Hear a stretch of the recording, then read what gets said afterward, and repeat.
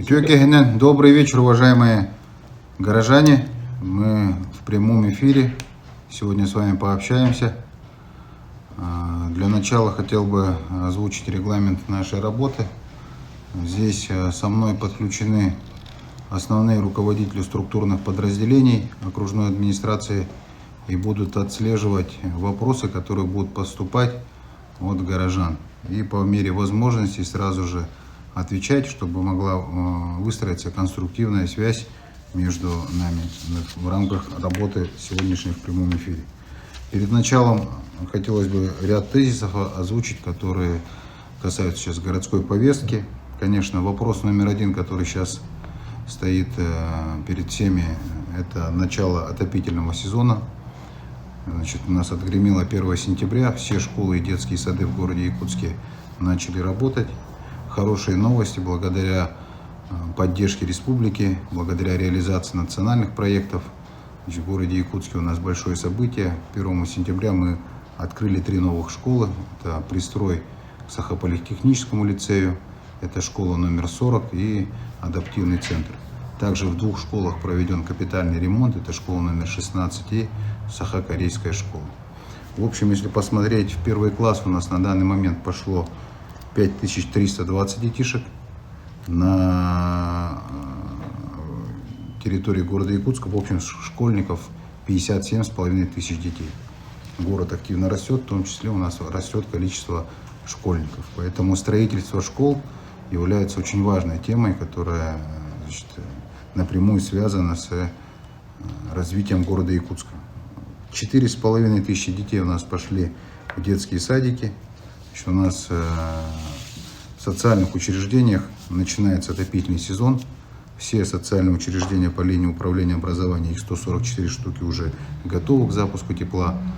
Дополнительное образование, это детские школы искусств, детские юношеские спортивные школы, также готовы в полном объеме к запуску тепла. Что касается запуска тепла в многоквартирный жилой фонд. У нас на территории города Якутска 2652 многоквартирных дома, в которые должно быть обеспечена подача теплоносителя. Практически ежедневно у нас ведется в штабном режиме работа уже на протяжении последнего квартала. Значит, мы провели 22 заседания штаба, и на данный момент у нас до 15 сентября будет активно вестись работа уже по запуску тепла в зависимости от температуры окружающей среды. Напомню, что ориентируемся на 8 градусов среднесуточной температуры, которая должна установиться в течение 5 суток подряд. Вот. В целом надо отметить, что на данный момент, значит, у нас акты готовности до 64%, получены паспорта готовности у 1325 многоквартирных домов.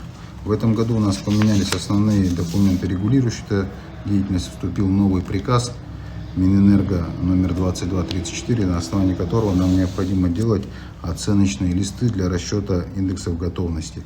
Таковых у нас сделано 66%, то есть это документальная работа, которую должны провести управляющие компании с нами, с органами местного самоуправления. Этим мы занимаемся. По факту промывка практически завершена, все котельные у нас находятся в стадии готовности. Отопительный сезон должны зайти без нареканий в установленный температурным режимом, согласно установленному температурному режиму. Значит, у нас ведется работа также по линии фонда капитального ремонта. По состоянию у них к запуску тепла 11 многоквартирных домов, не готовы 4 многоквартирных дома. Значит, по ним ведется работа. Проблема с отсутствием допуска в помещение для замены труб системы отопления присутствует. Это Дзержинского, дом 3, Пояркова, дом 8, Лермонтова, дом 29 и Каландрашвили, дом 40, корпус 3. В связи с этим работа не начата и планируется перенос на более поздний срок, но это уже в компетенции фонда капитального ремонта. Мы, безусловно, находимся с ними в постоянном контакте в целях защиты интересов граждан и запуска отопительного сезона в целом по городу.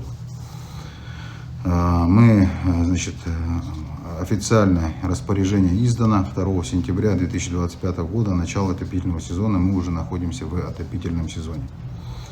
Важной темой также с началом 1 сентября и массовым работой учреждений образования считаю вопрос работы общественного транспорта на территории города Якутска. Мы ключевой новостью за последнее время, безусловно, является это подписание лизингового договора на закупку еще 50 новых автобусов. У нас 15 автобусов должно приехать до 15 октября и 35 единиц до декабря месяца. 50 новых автобусов будут большей вместимости, практически это составляет в 2 раза больше, почти в 2 раза больше, чем существующие пазики. Волгабас модели 552-70GH должны приехать на территорию города Якутска. Вместимость 65 человек, из них посадочных 27 человек плюс 1 водитель. Автобусы будут в северном исполнении. Была проведена большая масштабная работа по линии Министерства транспорта совместная, и у нас будет проведено заседание Якутской городской думы. Хотел бы поблагодарить всех, кто участвует в этом процессе по авансированию 225 миллионов для целей подписания лизинга. 225 миллионов – это мера государственной поддержки для перевозчиков для обеспечения первоначального взноса по лизинговому платежу. Общая сумма лизинга составляет 1 миллиард, более 1 миллиарда, то есть серьезная инвестиция в развитие общественного транспорта города Якутска. Я напомню, что общая задача наша ставится по реализации мастер-плана порядка 250 автобусов до 2030 года мы должны привезти сюда, на территорию города Якутска. За предыдущий период времени мы обновили уже 124 автобуса, полностью обновили автобусный парк ЕПАКа. ЕПАК у нас, кстати, вернулся на городские маршруты. Сегодня ЕПАК ездит по 3 городским маршрутам. Это маршрут номер 1, 11 и маршрут номер 100. Далее мы будем работать по поддержке частников, по оптимизации работы всех остальных маршрутов. Вот мы с ноября месяца уже работу большую провели, что результатом является, они сегодня стали субъектами, которые могут получать такие большие лизинговые договора. Также в рамках развития системы общественного транспорта планово ведется работа по установке теплых остановок. На этот год у нас запланирована установка 10 теплых остановок, из них 7 уже фактически находятся на месте, и будет проведена работа по подключению к инженерным сетям, и дальнейшее открытие планируется в октябре месяце, как раз к наступлению холодов. Я думаю, все остановки должны заработать. Это Речевая школа, Якутская остановка на улице Дзержинского, сквер Матери, Залог на улице Тимирязева, конечная остановка. Гериатрический центр установлена уже была в канун 9 мая 2025 года. 15-я школа, Монетах, Севастопольская, областная больница, Крестьянский рынок на улице Лермонтова вчера установили. Данные работы, у нас на данный момент из этих 10 7 уже установлено. В ближайшее время начнем заниматься дальнейшим обслуживанием установленных остановок, и чтобы все остановки, у нас их порядка 90 штук уже по городу, чтобы работали безотказно и всегда были открыты для посещения пассажирами.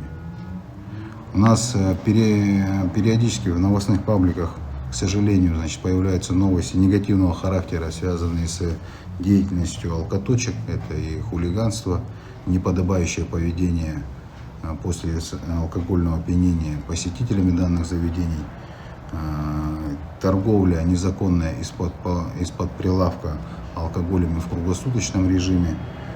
Мы, этот момент обсудили, посмотрели, что вся правда, она, конечно, у горожан перед глазами, поэтому мы, предполагаем следующую работу. На прошлой неделе я обратился к горожанам, к вам с просьбой помочь нам, отправлять сигналы, где вы видите, что идет либо торговля незаконная, либо непотребства идут с точки зрения работы этих заведений рядом и усложняет жизнь населения. Мы начали получать от вас сообщения ВКонтакте, в личных сообщениях. Уже более 25 сообщений поступило. Вот они все у меня на руках. И эти сообщения мы в еженедельном режиме будем формировать в официальные письма, отправлять в адрес МВД. Раз в месяц мы договоримся с органами правоохраны, с нашими структурными подразделениями, будем собираться и сверять часы, какая работа была проведена. Ни один сигнал не останется без реакции. Прошу вас, отправляйте все. Если будут фото, видеофиксации, это будет еще лучше.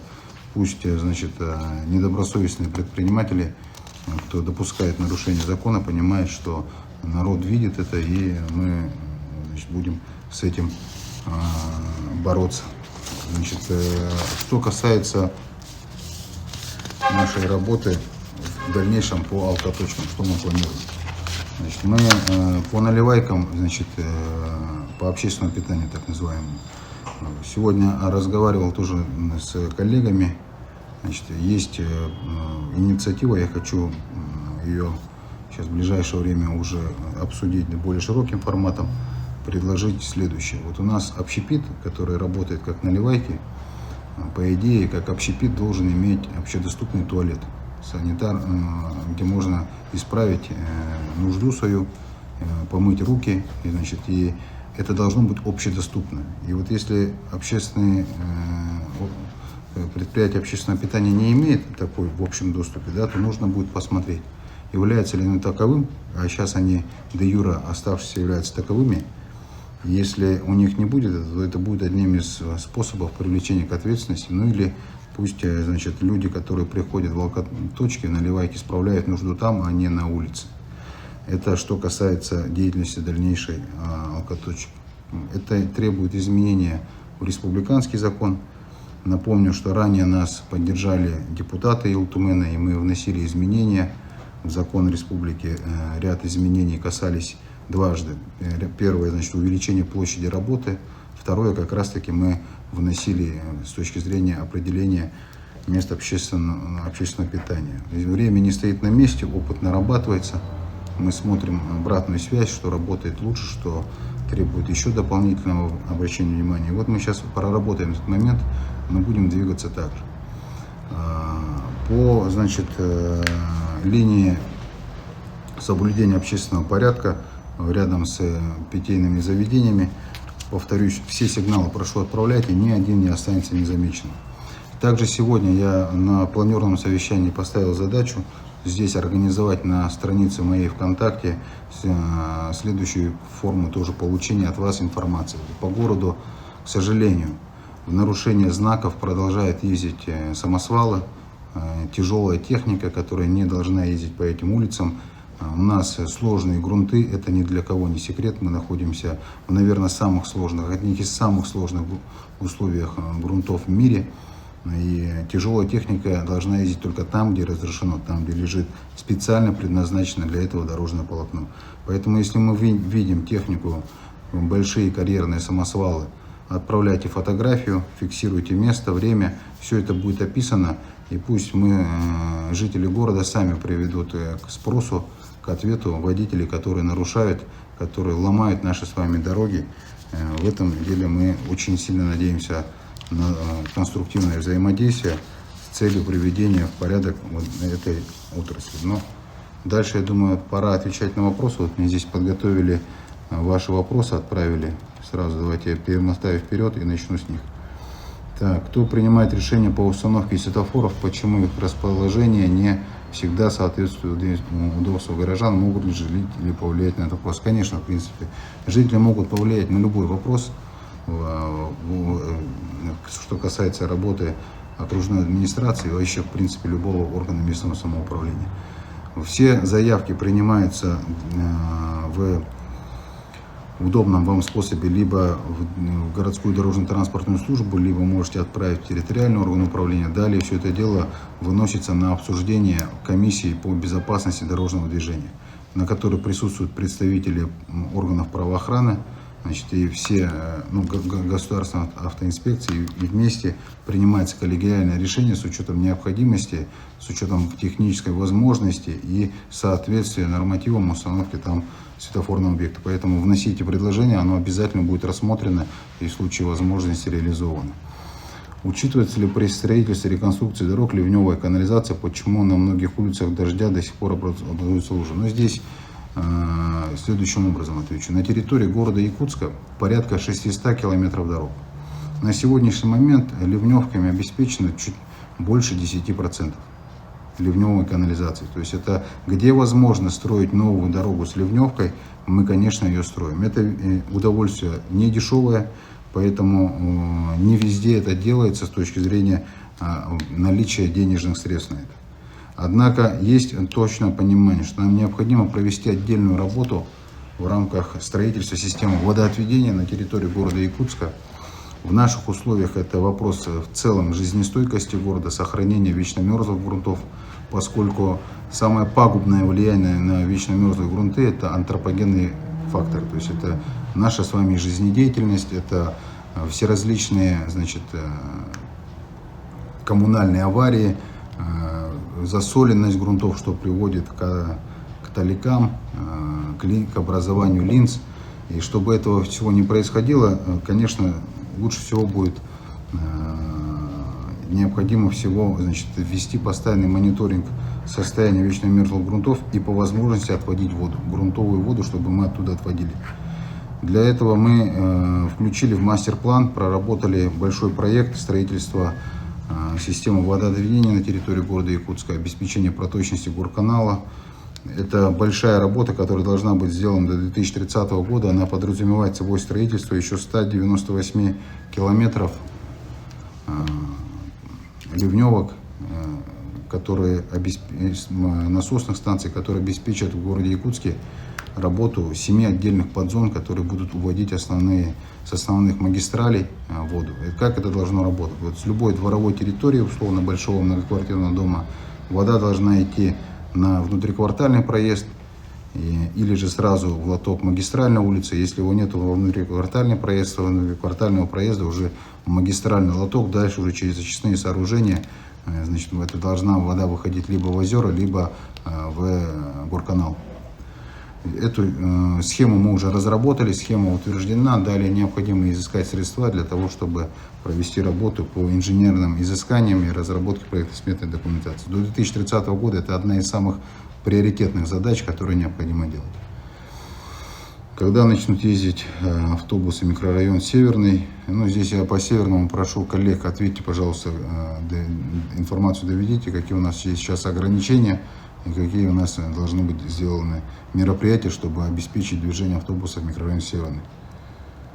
Почему на окраинах не делают благоустройство дорог? Благоустройство дорог – это очень важная тема в целом. Давайте сейчас скажу, что как хороший опыт мы на протяжении последних 5 лет, получается, отремонтировали 143 дворовые территории, и в этом году мы делаем еще 18 дворовых территорий. Это отличные результаты, на порядок лучше, чем это делалось заранее. Здесь стоит отметить, что большая, значит, удача, что нас поддержали в этом вопросе, город Якутск поддержал глава республики Айсен Сергеевич, равной долей софинансирования нашего с муниципального бюджета. И вовремя, как раз, когда мы готовили ПСД уже с 2022 года, когда мы уже были в нашем проекте, запустилась программа 1000 дворов. У нас уже были готовы объемы проектирования, поэтому мы смогли по рекордные 75 дворов сделать в 2022 году, по-моему, 75 дворов. И в итоге это, конечно, очень большие показатели. Сегодня дворовые территории по городу Якутску преображаются. Что касается окраин, нам без разницы, на окраине делать двор или делать в центре города. Главное, чтобы это было все сформировано согласно заявке, было проведено общее собрание жильцов и по очередности рассматриваются эти заявки. Хорошая новость, значит, программа продолжается по дворовым территориям в рамках реализации мастер-плана, то есть до 2030 года там более 380 дворов нам необходимо сделать. Поэтому, уважаемые жители, проводите общее собрание жильцов, отвечайте на 2 простых вопроса. Первый вопрос — это о необходимости проведения, значит, ремонта И второй о том, что после проведения ремонта данный имущественный комплекс, то есть благоустроенная территория, игровые комплексы, спортивные комплексы станут вашей собственностью, и вы будете содержать это с вашей управляющей компанией. К сожалению, сегодня из 143 дворов, которые мы провели ремонт за счет государства, 28 дворовых территорий сегодня не до конца правильно обслуживаются управляющими компаниями и жителями. Здесь я считаю это неправильно. Мы будем проводить эту работу с точки зрения того, чтобы данную территорию должна обслуживать управляющие компании конкретных домов. Если детская площадка и элементы благоустройства стоят перед многоквартирным домом, и жители многоквартирного дома его используют, то это полностью ответственность управляющей компании. Не должен город тратить деньги на двор конкретного дома по содержанию. Город должен обеспечивать озеленение города в целом, содержание площадей, скверов, улично-дорожной сети, а дворовые территории – это ответственность управляющих компаний. К этому мы стремимся. На данный момент основная причина, по которой это все долго оформлялось, это было оформление земельных участков. К сожалению, в городе Якутске было очень сильно распространено, более 1000 домов многоквартирных были оформлены под пятнами многоквартирных домов. То есть по метру, по периметру отошли и оформили земельный участок, соответственно, детская площадка, игровой комплекс, проезд, стоянки выпадали за периметр. И де юра получалось так, что земельный участок был муниципальный, объекты на нем стояли, которые используют жители. Ну и, соответственно, возникала коллизия, в которой управляющая компания легко могла соскочить, условно говоря, по-народному, и не содержать эту территорию, не нести ответственность. Благодаря поддержке прокуратуры республики, благодаря поддержке Росреестра, мы смогли найти решение, которое сегодня восстанавливает эту справедливость, и мы оформляем придомовые земельные участки к многоквартирным домам.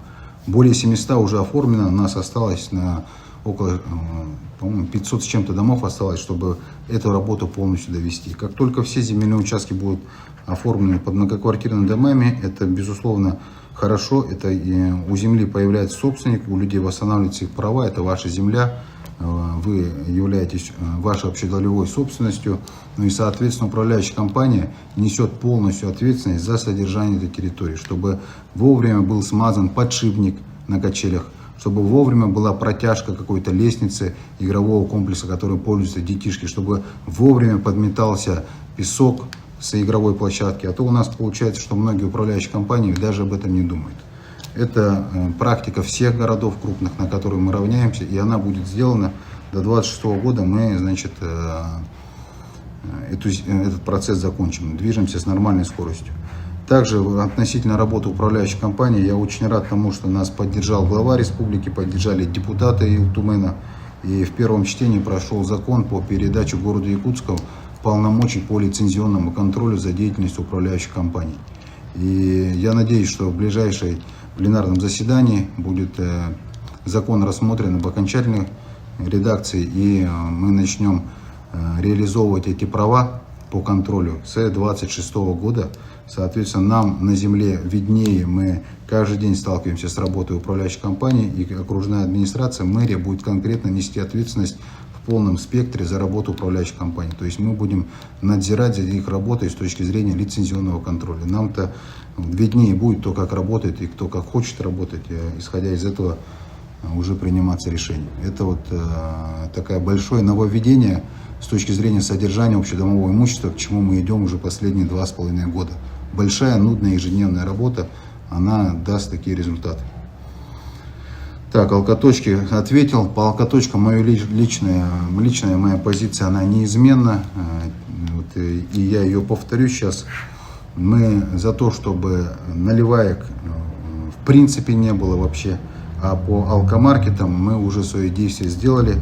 В 2022 году мы поменяли условия выдачи лицензий, которые сейчас выдает Министерство предпринимательства. Оно исходило из определения расстояния от дверей социального объекта до магазина, продающего алкоголь. И оно измерялось пешеходной дорожкой. Яркий пример того, что данная система не работала, это магазин «Пиворуб», который появился на территории 203-го микрорайона напротив детского сада на улице Ларионова. Там это от двери до двери, дай бог, 20 метров. По факту получалось, что выдали им лицензию, поскольку по пешеходу, если посчитать, там получалось необходимое количество метров. Мы посчитали это необходимо более уточнить, сделать более конкретным и сделали измерения по прямой, по радиусу. И еще докинули 100 метров. Благодарю депутатов Якутской городской думы за то, что поддержали эту инициативу тогда, и она сегодня дает плоды.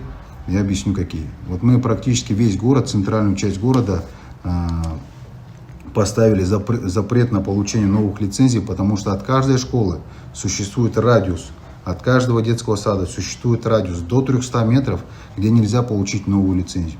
И поэтому в нашем городе, в центральной его части, вы не увидите федеральных сетей, магазинов федеральных сетей, которые хотели бы появиться здесь после этого.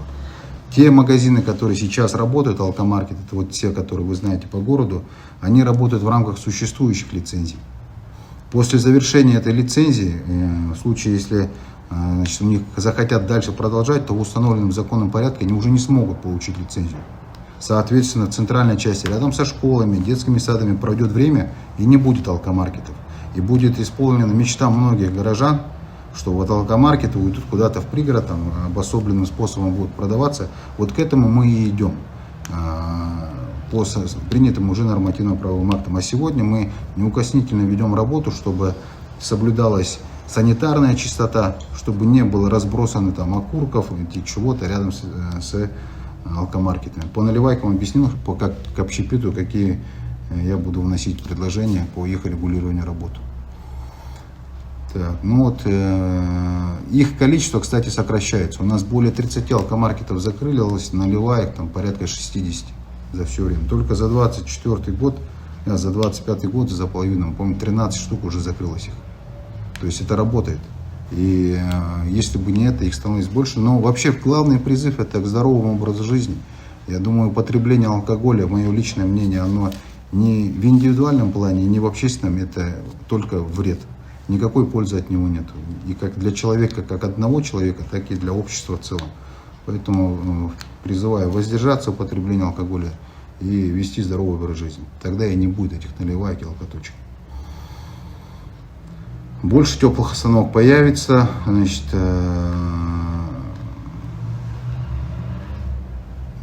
можно будет организовать встречу с родителями детей инвалидов адаптивного центра. Конечно, организуем.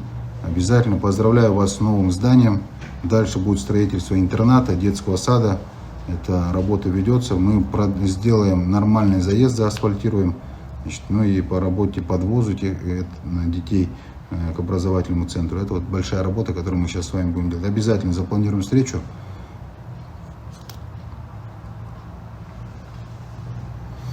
По теплым остановкам вижу много обращений. Чем больше теплых остановок становится, тем больше их надо ставить. Поэтому будем продолжать эту работу.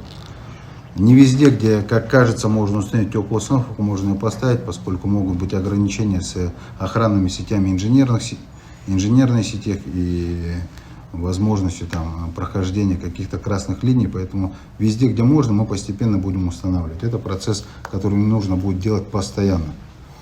Так.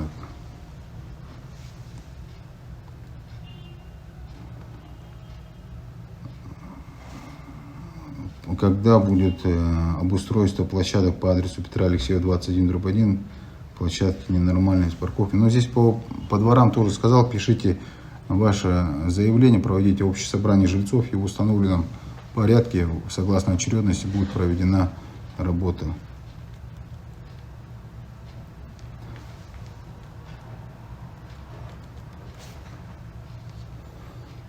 Добавьте маршруты на маршрут номер 2, номер 5, зимой холодно, согласен. Здесь эту работу будем вести. И как раз вот на 50 автобусов они распределены равномерно между 5 организациями, которые работают на маршрутах города Якутска, чтобы везде, в каждом маршруте произошло усиление. Так, когда будут сделаны подъездные пути для земельных участков на Вилюйском тракте для участников СВО и многодетных? Ну, на Вилюйском тракте у нас выдано около 1000 земельных участков для многодетных, для участников специальной военной операции.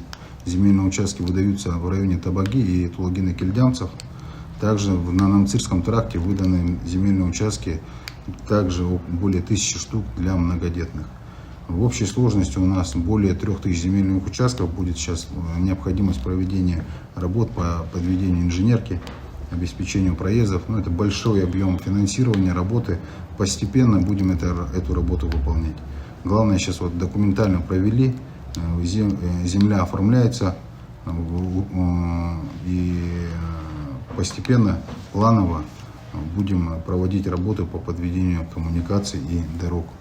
Все в один день, к сожалению, сделать невозможно, но вот все это стоит как задача. Мы на постоянном пульсе держим руку, чтобы участвовать в возможных программах для привлечения дополнительного финансирования. Вопрос по 50 лет Советской Армии.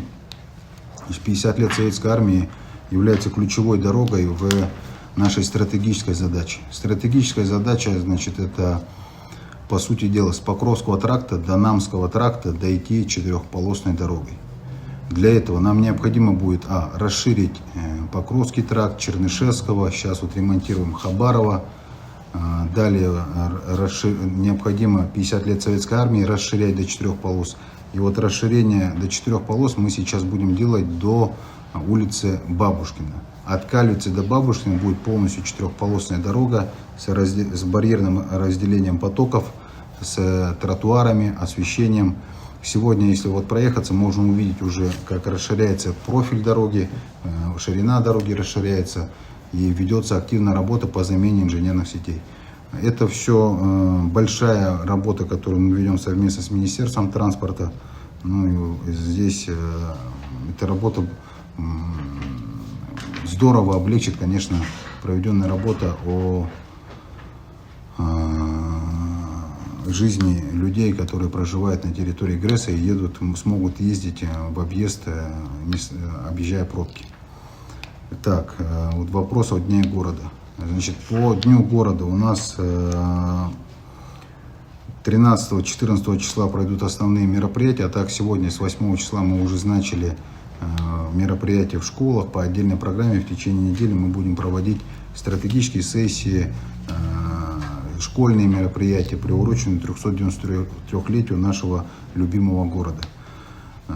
14 числа, значит, будут проведены, 13 числа, около 40 мероприятий по 5 разным локациям, значит, которые расположены на территории города, в основном в центральной части его. Прошу принимать активное участие. Также для обеспечения безопасности и сокращения инфраструктуры потребления алкоголя, чтобы меньше людей ходило, 14 числа мы внесли запрет на продажу алкоголя в розницу.